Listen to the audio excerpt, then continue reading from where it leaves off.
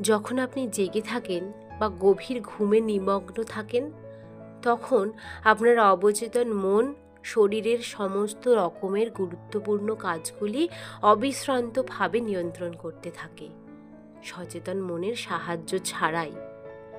যেমন আপনি যখন ঘুমিয়ে থাকেন তখনও আপনার হৃৎপিণ্ড সচল থাকে, ফুসফুস বিশ্রাম নেয় না এবং শ্বাসক্রিয়াও চলতে থাকে যথারীতি। রক্তে বিশুদ্ধ বাতাস মিশে যাচ্ছে অবিরত, যেমনটা আপনি জেগে থাকলে হয়। আপনার অবচেতন আপনার হজম প্রক্রিয়া এবং গ্রন্থগুলির রস নিঃসরণ করে, শুরু করে অন্যান্য গুরুত্বপূর্ণ কাজ করে চলেছে।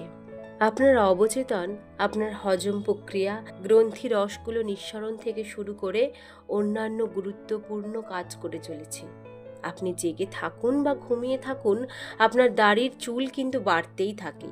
বিজ্ঞানীরা বলেছেন, জেগে থাকার চেয়ে ঘুমিয়ে থাকাকালীন চামড়া থেকে বেশি ঘাম নির্গত হয়।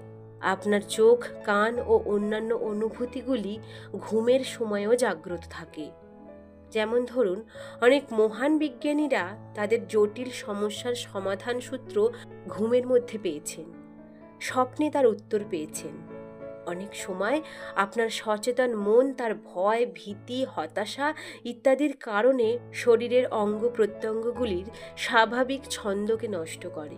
এতে অবচেতন মনের সুসংবদ্ধ ক্রিয়া ব্যাহত হয়। আপনি যখন মানসিকভাবে বিপর্যস্ত হন, তখন সময় নিয়ে আপনার মনকে শান্ত হবার সুযোগ করে দিন। অবচেতন মনকে বলুন, শান্তি ও স্নিগ্ধতা ফিরে আসুক।